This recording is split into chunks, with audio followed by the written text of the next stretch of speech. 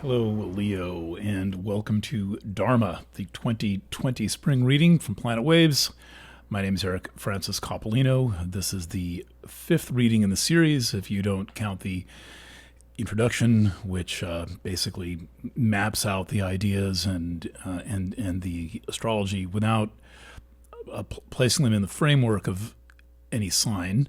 It's in almost always the same astrology. This is the basic chart that I used for the introduction for all 12 signs. And what the sign does is it contextualizes it. So by context, what I mean is that we have all the same planets that we're living with, but for Leo becomes number one, house number one. And that's the reference point. That's the reference framework. And we begin, and then all of these planets are existing in their own place in a way that's particularly relevant to you. And the Leo chart makes an unusual pattern. There's a different message coming through for you, and it's not one that I've seen anything like in the previous five signs, and I never really know what I'm getting into when I do these till I start reading. I cast the charts in advance and then start reading them, and then the meaning and the message manifest. So one of the reasons why this is a particularly important time in your life is because Saturn is entering your opposite sign, Aquarius. What happens to your opposite sign in many ways happens to you, and so there is a connection between them, and they integrate into one another, and they're essentially different expressions of the same thing. This is something I learned from studying esoteric astrology by Alice Bailey, and I have not seen this idea expressed in any other form of astrology. Lots and lots, and then even more books downstairs and in the back room. Haven't seen this anywhere except for Alice Bailey, which is this idea that the opposing signs function as one principle in one system. So, that said, when Aquarius is activated, your sign is also activated, and you could hardly have Aquarius be more activated than having Saturn enter it. Saturn is classical ruler of Aquarius, and if you want to understand Aquarius, if you want to understand Aquarius, understand Saturn, and you are in the process of getting a big class in understanding these. And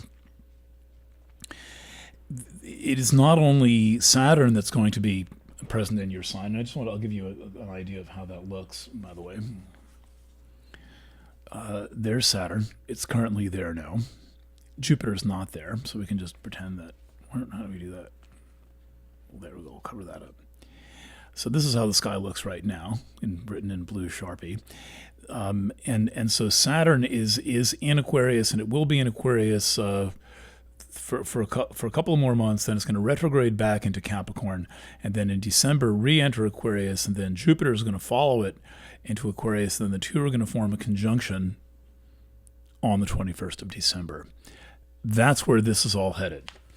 This all meaning this whole coronavirus thing, this all meaning your life, this all meaning many other things.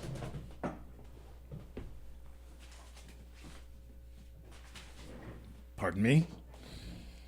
This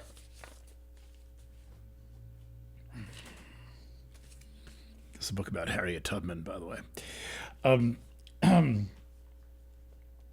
And so we are heading for yet another major threshold and turning point, and it's one that looks a lot more optimistic and positive than the Saturn-Pluto conjunction that took place back on 1/12, January 12th. And if you're wondering why, like the whole world is in such complete commotion right now, this is all an offshoot of the Saturn-Pluto conjunction. that took place, and that has a reputation for shaking things up. It also has a reputation for pandemics. The Textiles Bureau was busy doing some research and reread the chapter in Cosmos and Psyche on the Saturn-Pluto cycle. If you happen to have that book, it would be some excellent reading for you. And so we are in a fairly classic Saturn-Pluto type of alignment.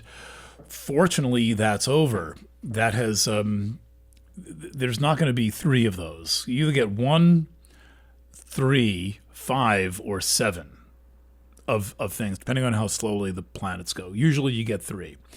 This time it's only 1 Saturn-Pluto alignment. And that's a good thing. 2 through 3 would have just knocked us completely down, as if this hasn't done enough to do that. But then planets move into Aquarius. They move into your 7th house. So things have been clustered in Capricorn now for a while. And now they're moving into Aquarius. They're moving up. Let's get this even closer in case you're on a phone. Up into Aquarius. And then this peaks on 12/21 with this conjunction of the 2 largest planets, which itself only happens every 20 years. So what makes 2020 so distinctive is it begins with a conjunction that happens once every 37 years, and it ends with a conjunction that happens only every 20 years. So you get those 2 happening in the same year is unusual. Then there's all kinds of other unusual things. And in astrology, unusual means salient. It jumps out, it stands out, it leaps out and makes its point in some unusual way, and that's what we are experiencing right now. I'm just paying attention to my little dog, Henrietta, who's running around and trying to get my attention here. Would you like to meet Henrietta? Come here. Here's Henrietta. This is my friend. She is a very adorable dog who found me one day in New Jersey, running wild. And her name's Henrietta, so she's part kitty cat. Okay, so to have these massive planets manifesting in your 7th house is big stuff going on. And what it means is that you're entering a phase of life where you're going to be living in a much larger world than you've been living in. Saturn clears space. Dog hair. That's what I get. Saturn clears space. Jupiter expands. So Saturn is now clearing space in Aquarius. Jupiter is now is about to enter that space and expand that cleared space. And the realm of Aquarius is society itself. The realm of the 7th house is your relationships. So you put the 2 together and you've got your relationship to society is expanding in a large fashion, in a big way. And this means that your life is expanding. That's good. And this means that your honoring of your sense of purpose is vitally important, because you are dealing with very large forces, and these very large forces require special handling, special care, special high attention and focus. Crucial that you respect the fact that such potent forces are operating. Many are operating, but the idea that this happens right on your line, right? Here's Leo's line, and this conjunction happens right here. And when something's on one of these lines, this one, or this one, it's like it's happening on this one. This is from Uranian astrology. And so you are a surfer surfing a tsunami. This requires skill and paying attention, and wiping out could be problematic. So you don't want to wipe out. So we're going to talk about how not to wipe out. But the way that, first of all, the way that you don't wipe out is you pay special attention to your relationships. You make sure that your relationships are the first thing on your mind at all times, and this includes personal relationships, and then your relationship to whatever you consider society to be, whatever you consider the bigger world of your environment to be. So this also includes paying special attention to anything that you consider an environment, any space that you inhabit or enter, whether it's virtual space, physical space, collective space, individual space, shared space, one-on-one space, family space, but whatever that space is, know when you're in that space, say the space that you're in, recognize that, and pay attention to your environment. Study your environment at all times. Know where you are. Know the weather. Know the everything about where you are, and keep studying your environment. This is rarely done. Normally people rely on some form of a secondary source of information to tell them about their environment, to tell them what's true, tell them what's not true. You want to be your own reporter. You want to be your own thermometer. You want to be your own probe into the environment and make sure that you are getting the data as unfiltered as possible, and that you're making the observations as directly as possible. Okay. So let's look at a couple of other houses. I'm going to look at one other house, and then we're going to talk about the retrogrades. You are fortunate enough to have Taurus on the 10th house. One of the qualities of Leo is its presence on the fixed cross. The fixed cross is Leo, Taurus, Scorpio, and Aquarius. That's the fixed cross. And the way the cookie crumbles of astrology is you have Taurus in house 10. House 10 is about accountability.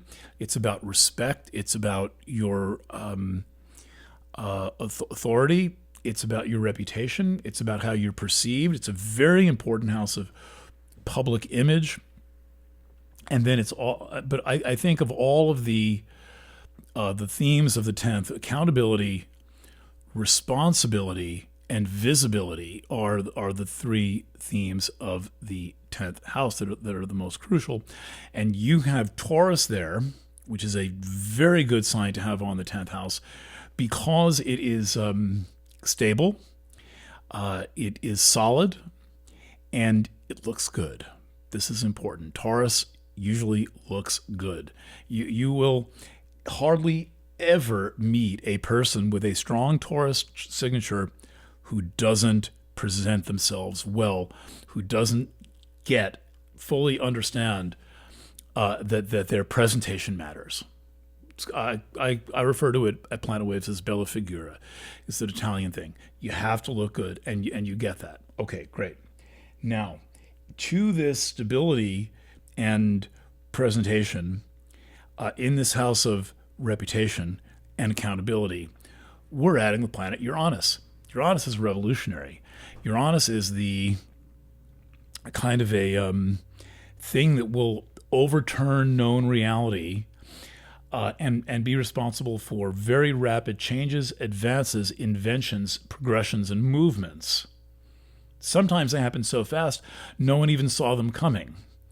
You have this associated with this house of how you present yourself, so there, and your accountability to the world and your reputation. And so this is all now in a state of reinvention and revolution and awakening. One of the most important things Uranus does is suddenly, boldly, assertively call us to awakening. And so this is an exciting time for you professionally. There is a genuine success indicated but it's something that's going to come in an unexpected way, and where you need to ride the tiger, because it's not the kind of typical thing. It's not like, oh, you send your resume out and something happens. It's more like you play a prank and something happens, or it's more like you post something to social media and someone writes to you, and then that person happens to be someone who heads a company or a project that you want to work for. Or alternately, you observe something about the world and you realize you've got something that you want to build. The thing about things that happen under the influence of Uranus is they must be sustained and maintained in the long run. The beginning counts because that's where the seed is planted and where the idea originates. But more importantly, things must be brought to fruition, and that is very challenging and very difficult in this world. And that is where your Taurus on this house is going to be important, that you can sustain and cultivate and develop and know when to make changes to the plan, know when to evolve the whole plan, right? You don't want to get stuck on an idea that's not quite working or that needs revision or revision. And what a lot of entrepreneurs and young people and young writers and artists don't necessarily understand is how much revision there is between the idea and the final product. And sometimes the original idea and the final product don't resemble each other at all, but you wouldn't have had one without the other. So bear that in mind. And in any event, you are being called on, invited, and inspired to revolutionize and reinvent yourself as a professional, which means as a person of service and also of accountability. Crucial. Without accountability, the 10th house just falls apart, and you can get in real trouble with whatever forces and powers that be. So part of what you want to do in the 10th is recognize that it's essential that you maintain respectful relationships with power, with corporate forces, with government forces, with any form of authority.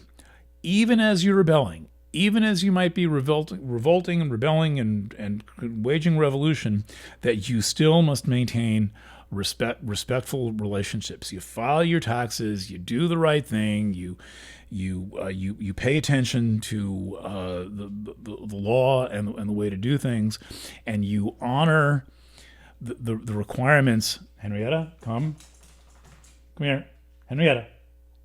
Good heavens. She's really listening. You honor, she gets in trouble back there, which is why I'm calling her from, I can't just go and run. So you maintain these relationships even while you're in the process of revolution. Okay. Not everyone can do that. Not everyone can do that. But the best revolutionaries can do that. And this is a personal revolution, but it's also a revolution in your ideas about authority, and your ideas about what power is and what makes it legitimate. But the thing you want to be mindful of, now we'll move on to another house when I say this, is enantiodromia, things becoming their opposite. So, it's possible to have like the biggest social libertarian freedom revolution that just completely becomes tyrannical. This is possible. So you want to make sure that you aim for what you want and stick to what you want, rather than getting caught up in the experience of things becoming their opposite. Okay, especially changes, and you're not going to get to do this twice, particularly given the extraordinary astrology in so many other ways here in 2020-21 land. All right, let's talk about the retrogrades. The retrogrades happen in two places for you. One is in house 11. This happens in the spring, and this is Venus retrograde, and it begins conjunct Vesta. The second is in the autumn, late summer. Actually, it begins on 9/9, ends on 11. I think I would know this by now. 11/13, which is Mars retrograde in Aries. We'll take them in the order that they're happening first. So remember, one happens in Gemini, one happens in Aries. And for you, Gemini is house 11, which is your house of your relationship to the wider public. This is echoed in an Aquarius event. Aquarius has some resonance to the 11th house. And so there is this widening, expanding relationship to the public happening here in this house of relationships. And then in the 11th, another house associated with relationships, in particular with the public, is another kind of event, and that is Venus retrograde. One of the interesting things about our time in history is the extent to which we've all become public figures of a certain kind. Anybody who takes part in social media is experimenting in some way, shape, or form with public figurehood. And it doesn't necessarily provide all the rewards of public figurehood, but then the people who make a good living modeling in underwear on Instagram are certainly getting some of the rewards of public figurehood. And for example, people who start a blog and then they end up suddenly influencing things that get on major news hours, but all they do is start a blog. That's pretty good public figuredom. But even without getting out that far, we're all projecting ourselves into the public, and this is the realm of the 11th house. And what is called for with this major event in the 11th house, which is a retrograde of Venus, is studying the nature of your self-esteem as it relates to how you perceive that you are perceived. What is the meaning of love and adulation and respect that come to you, or for that matter, blame and anger and acrimony that come to you? Anybody in a public realm is going to be sometimes blessed with positive strokes and then be clobbered every now and then. And the more public you are, the bigger the clobberings become. Sad to say, but that's how it is. And the question, though, is what has this got to do with your value that you place on yourself? This is the thing to study. Do I like myself more when all these people like me? Do I not like myself when these people don't like me? Do I do I in any way measure my self-respect against the respect of others? Crucial question. You have time to answer it, and the thing to be aware of is that because this is taking place in Gemini, you're likely to have opposing sets of answers and an opposing concept of your public image.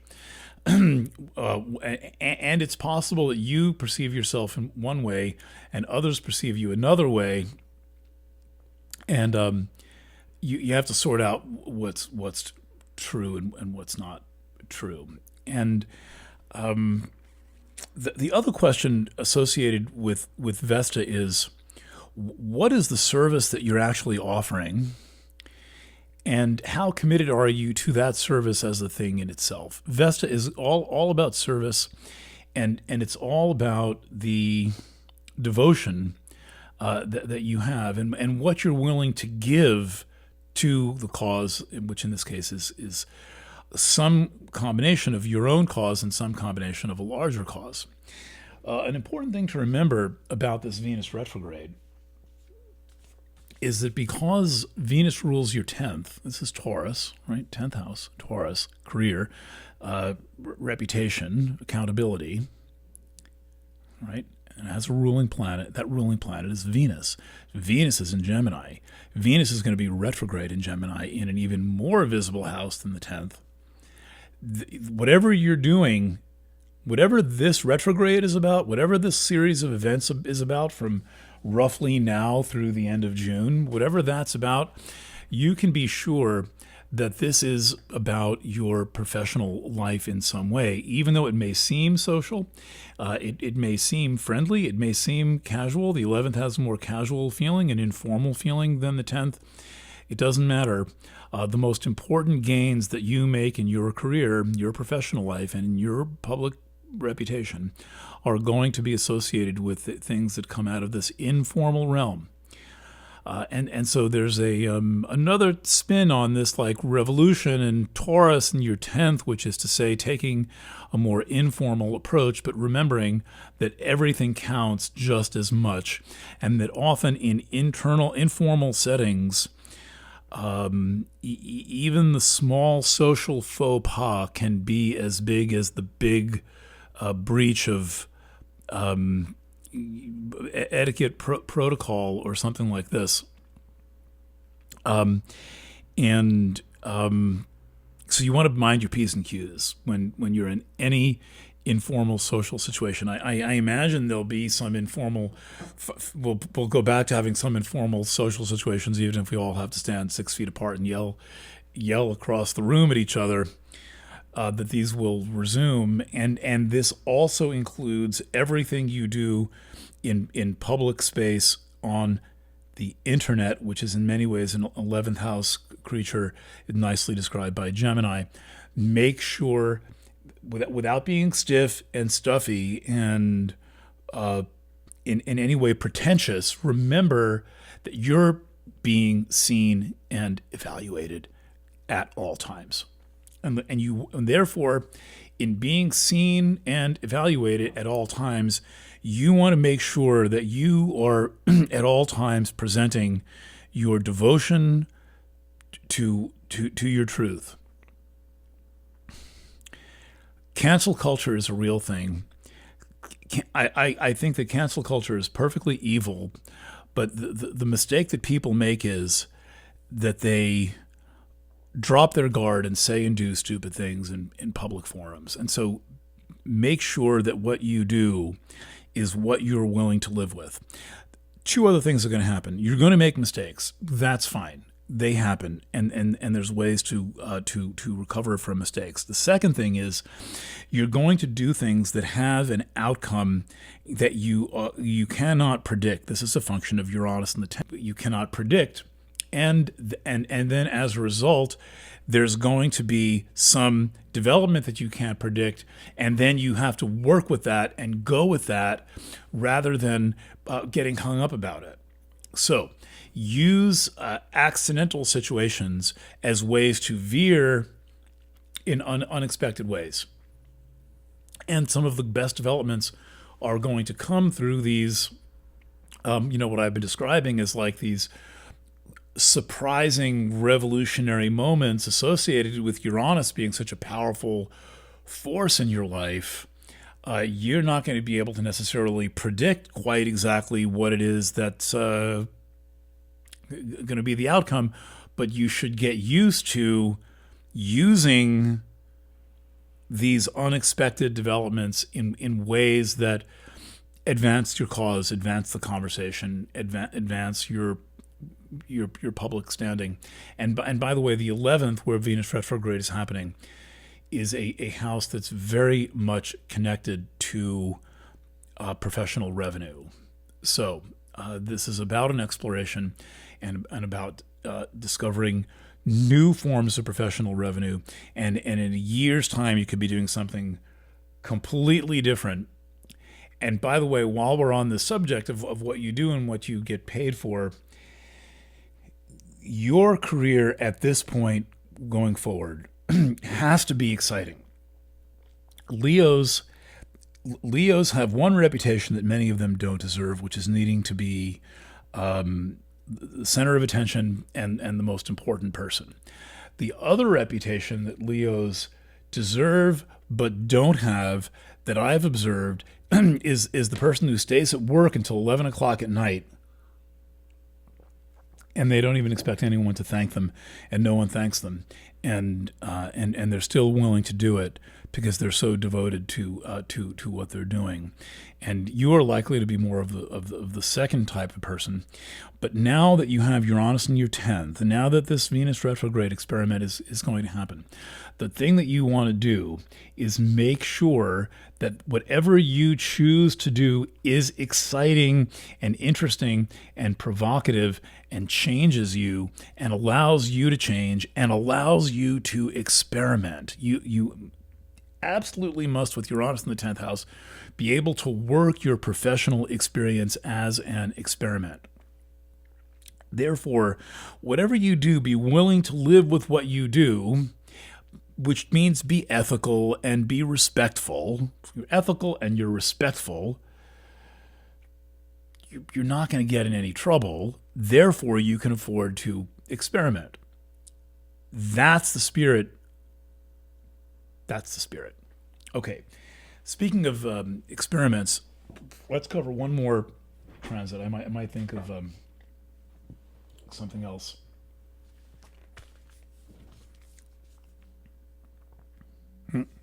Ninth house.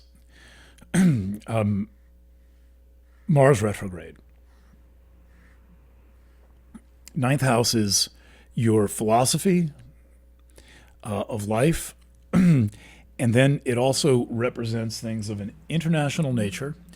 It represents things of an exotic or foreign nature. This all falls under the general heading of international.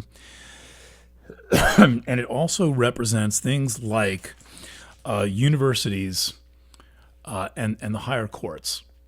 In the old days, it represented the church, which was a form of government. So the 10th represents one form of government. The 9th represents another form of government. We're not so much governed by the church now as people are governed by religiosity. And there's a lot of people who are governed by religiosity, and it's really fucked up because these are some very unhelpful and dishonest ideas that are coming through religion, and they're supposed to be about love and all this stuff.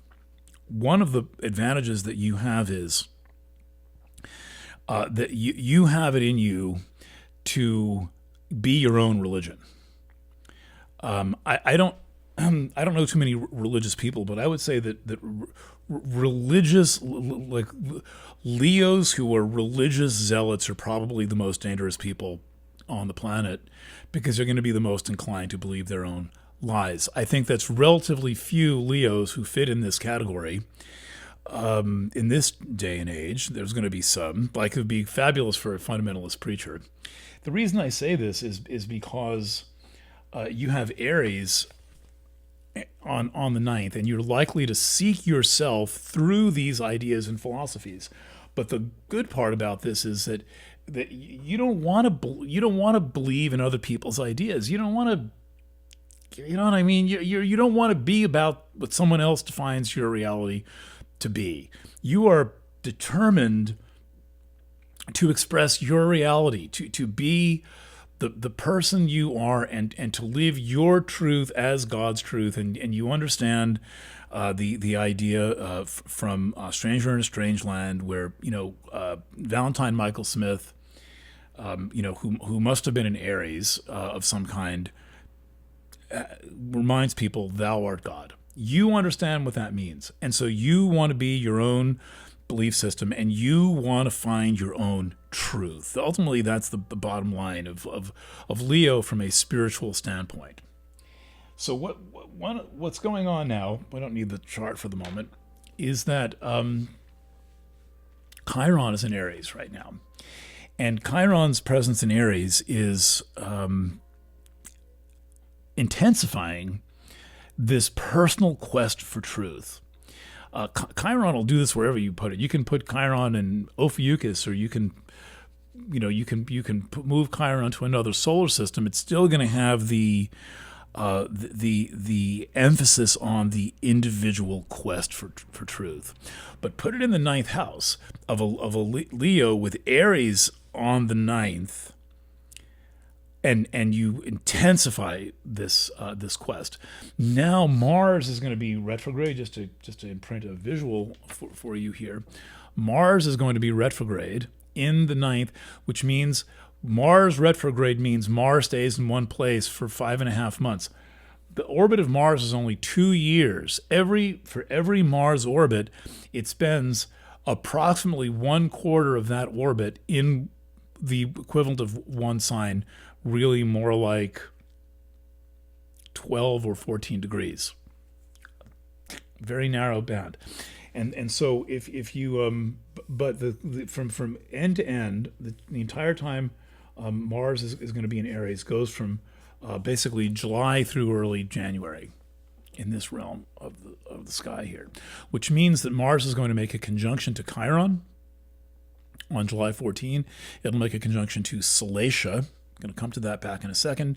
It's going to make 3 conjunctions to Eris, only 1 to Chiron, but the retrograde goes forward, backward, forward, 3 retrogrades. Again, Mars is going to go forward over Eris, station retrograde, go retrograde over Eris, and then station direct and come back over Eris. A triple conjunction of Mars to Eris. This is more revolutionary thinking and revolutionary astrology, and breaking away from the truth as dictated to you by anyone else. It's just not. I can't see any way in which this is possible. The most important thing I suggest that you keep in mind about this retrograde of Mars is that it is in July on the 14th a conjunction of Mars to Chiron, and that means Mars to Chiron and Salacia. Any sane, humane, spiritual philosophy incorporates sexuality in a loving and friendly way, rather than ejecting it and making it into some kind of a sinful act. And we all are growing up in the legacy of sex having been pitched to us as sinful, especially kids who grow up in extremely religious contexts can have their entire capacity to see the other sex as sexual taken from them, especially boys. I think girls and women are inherently much more sexual than boys and men are, and the boys can experience and often do severe damage in being able to perceive women as sexual at all. And and women can be damaged in their ability to perceive themselves as sexual, or men, and there's a big hot mess of guilt and shame that can be created, and it's often compounded by sexual transgression in these environments. And I think the source of all the sexual transgression is misogyny perpetuated by religion. I don't think people would do this bad stuff if they weren't so conditioned to have completely ridiculous ideas about sexuality, and in particular about women, by religion. And so part of bringing sexuality into a humane concept of spirituality, and remembering that if religion is about the genesis of humanity. Well, the genesis of humanity is sex. Look around on the street. Every person that you see was created by sex. And we would be given some horseshit like Adam and Eve. It's like, well, no. Or the angel, the extraterrestrial transgressing the Virgin Mary. Really? As a substitute for the most fundamental truth of creation, which is on a deeper level the truth of your creativity. And so your spiritual vision, your vision for your life philosophy, your ability to handle the expanded realms of consciousness and an expanded idea of who you are is inherently about your ability to bring sexuality into your cosmology. And to work with that, to explore, experience, and experiment your sexuality as a cosmic experience. Human, yes. Physical, yes. loving and spiritual, yes. Pleasurable, yes. Adventurous, yes. Challenging, yes. And all the, but the cosmic nature of sexuality is what is being shown to you through this. So remember that time frame between July 10 and 20, and remember what you learn and what you go through there, because 2 months later Mars goes retrograde, and that Mars retrograde is going to contain the theme of the events of what occurred around the 14th of July. Did I say March? Of July. And so remember, like, don't do this amnesia thing where like the past just goes away and we completely forget. You need to remember what you're learning and what you're experiencing in these several different crucial phases of learning that you're in. Jupiter Saturn on the 7th, Venus retrograde in the 11th in Gemini, Mars retrograde in the 9th, your house of your philosophy of existence and your connection to God and the universe and the cosmos, which must make lots and lots and lots of room for the feminine force. Okay. That's what I have to say to you today. I've done 3 of these readings. It is now time to export them and give my mind and my voice a rest. Thank you for tuning in. Don't forget to watch your rising sign if you have access to it and you know what it is. Share these readings with a partner or a loved one if you think they're going to find it relevant. And thank you for trusting me as your astrologer. Bye for now.